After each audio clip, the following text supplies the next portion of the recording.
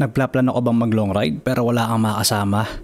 Baka ito na yung sign para mag long ride ka na mag-isa. So sa video na ito, ituturo ko yung mga natutunan ko sa tinagal-tagal ko naglo-long ride ng solo. So tara, samahan nyo ko dito.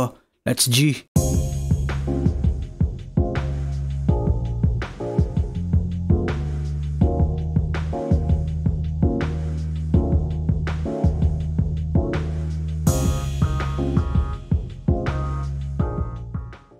Tip number 1. Siyempre, ang una nyong kailangan gawin, check nyo muna kung nasa kondisyon kayo at yung bisikleta nyo. Hindi pwedeng ikaw lang ang nasa kondisyon or yung bike mo lang.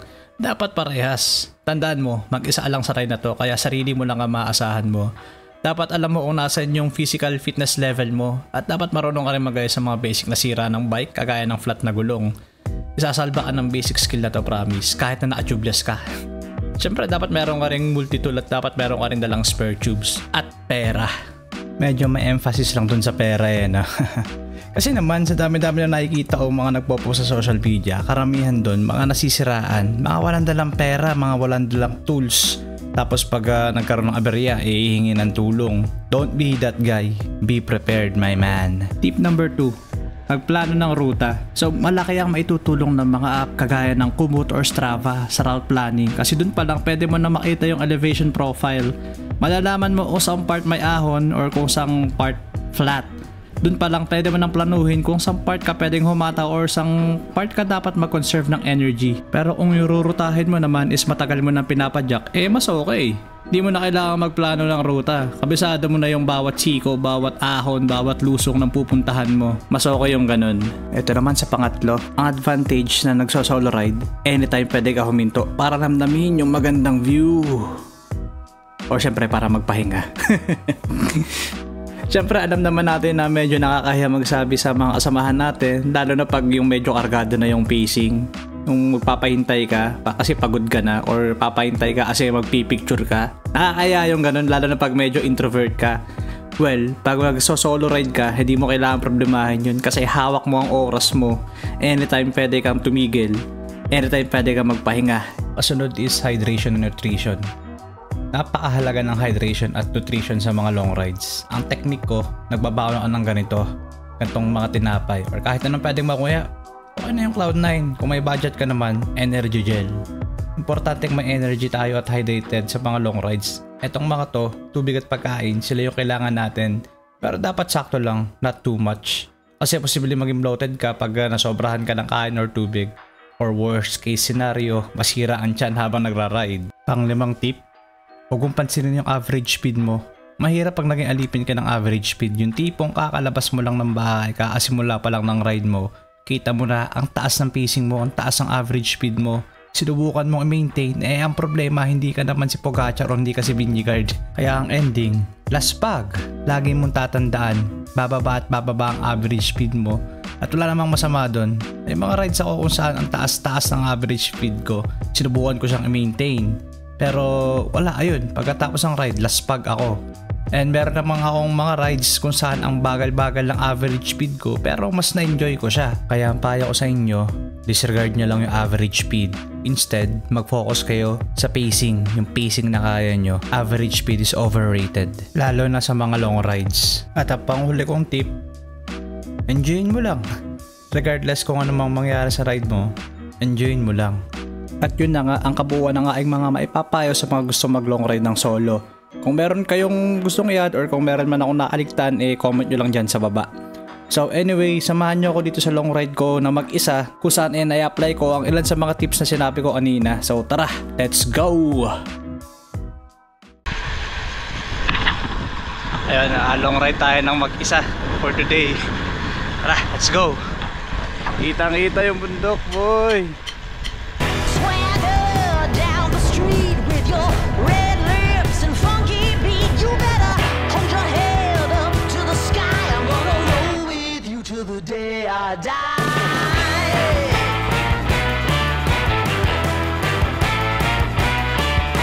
Hey, swing those hips around.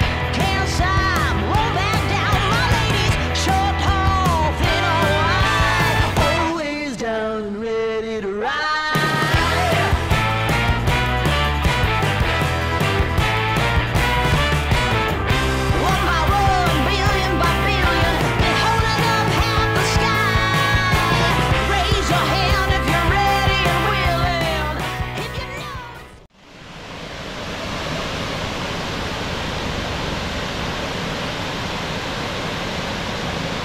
Ayun, tapos na yung maraming lusong natin. Kaahon na tayo. Wala dito. Ilang kilometers lang naman. Next sila ahon dito, papuntang Lake Lumot. And then after ng Lake Lumot, labas na tayo ng Caliraya Lake. Tara na! Time for a girl on time. Time for a girl on time. Time for a girl on time. Whether you're ready or not. Time for a girl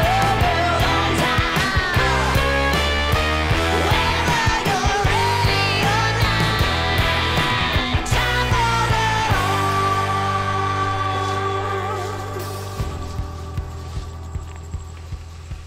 Break free.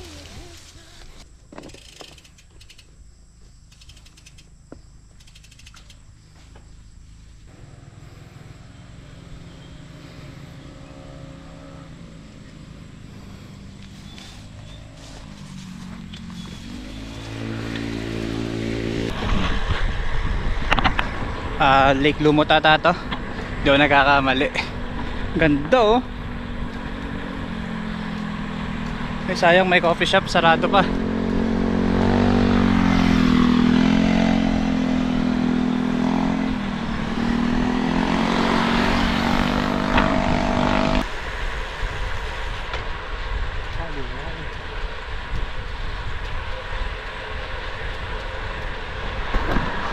Tayo sa Caliraya Lake. Pagka alam ko man-made tong lake na to eh. Hindi ako ganun kasigurado kasi hindi ako taga dito. Pero base sa mga naririnig ko, sa mga napanood ko na man-made daw to. Ganda oh, kung man-made man yan. Napakaganda. Tigil tayo dito.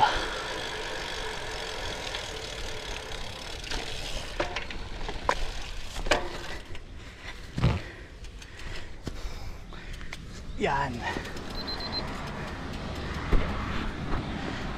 Napakaganda.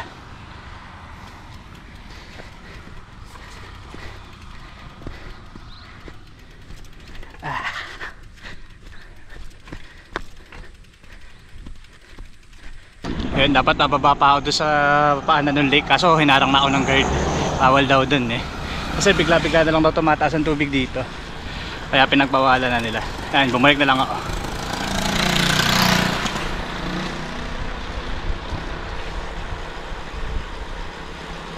Ganda dito, nakaka-relax.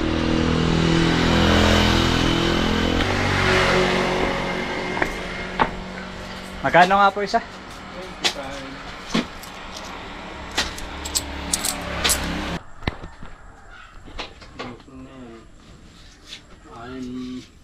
Nakalimetrong lusong. Ilan po? 6. Aba, mahaba rin na.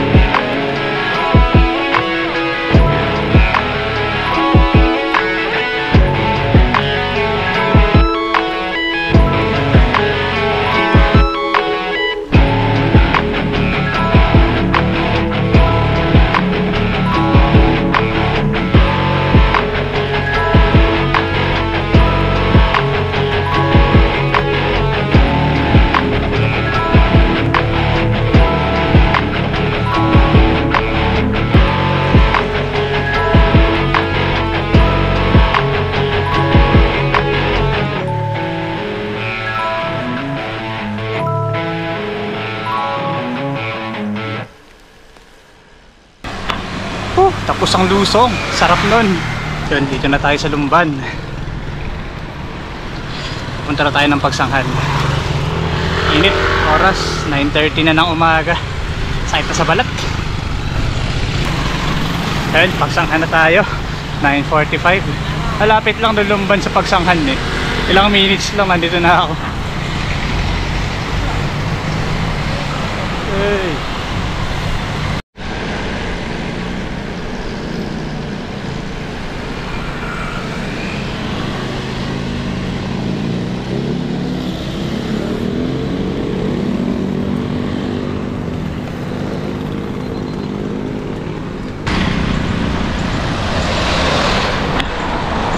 Papunta na tayo ng Magdalena. Baka doon na ako kumain or baka sa Liliw. Maalin. Depende kung saan matripan. Init na eh. Ha? Oras 9:50. Mag-alas 10.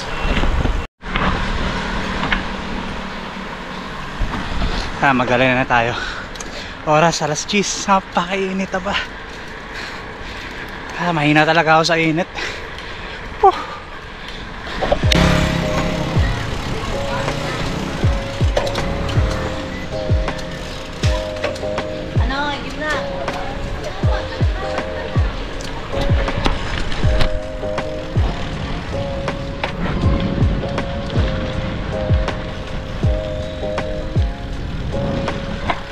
Napakaganda ng simbahan nila dito.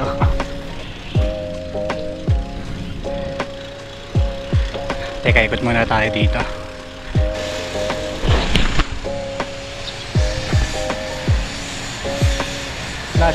Not sure kung barangay hall yun or city hall. Pero ang ganda.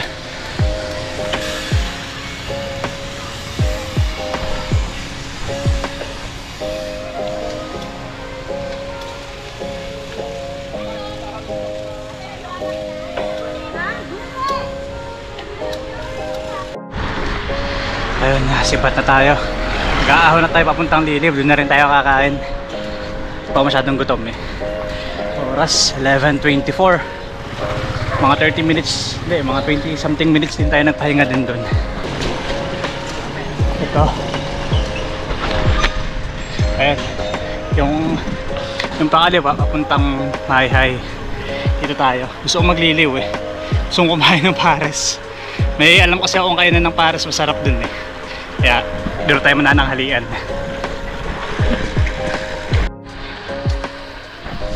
Ang ganda mag-bike dito sa kahabaan na to. Tahimik ng kalye. Mapuno siya, kaso rolling hills.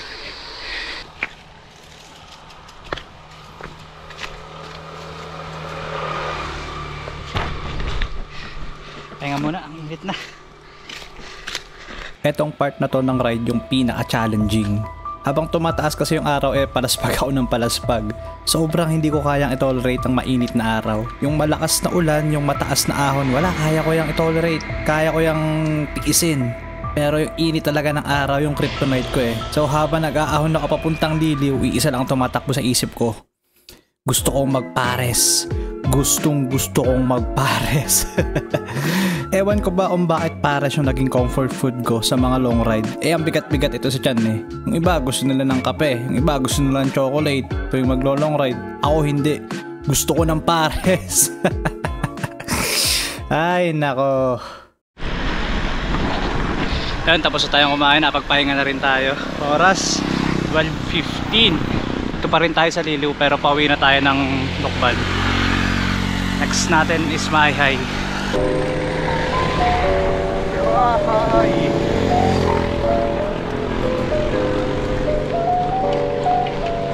Kinapkan.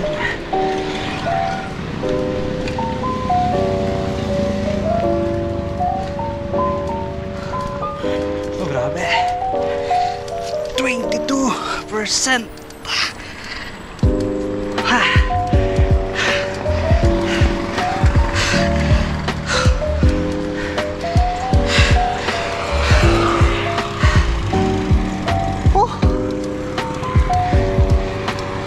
Kalye dito sa Liliw sa Mayhay, puro ahon lusong eh.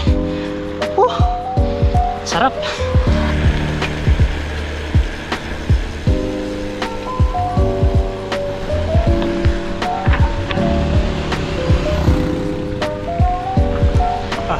dito, parang pesta ata.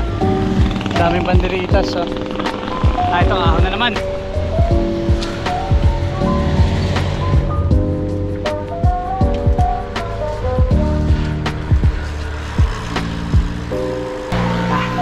Simula na ng lusong sa Dalitiwan, tapos ahon malala. Dami na ang motor.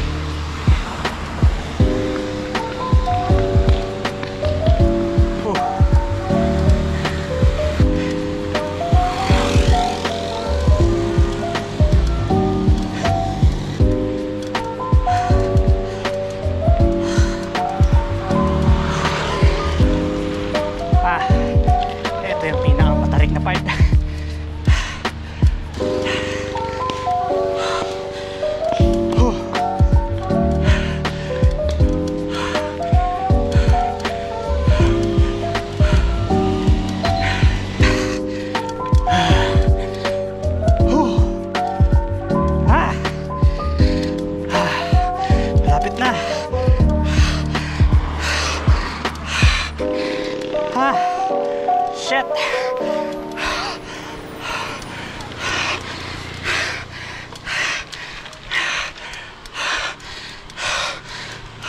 Hayop na yan. Ang karampot lang yun eh. Wala pang 2 kilometro yung inahon natin. Pero yun yung pinakang mahirap na part ng ride natin ngayon. Tapos na. Uwian na. Dito na tayo sa Lokban, Barangay Piit. Kaso nagbabadya yung langit, parang uulan. Yung mga nakasalubong ko puros nakakapote, yung mga nakamotor. Ayun, ayos stand corrected. Wala pa pala tayo sa Lokban. Yung palang Barangay Piit, Mayhay pa rin. Dahil dito yung boundary ng Mayhay sa Lokban. Pagka lampas itong lusong na to, inulan pa nga kung kailan pa uwi na.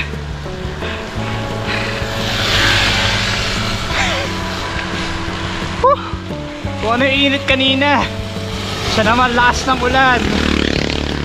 Ang galing.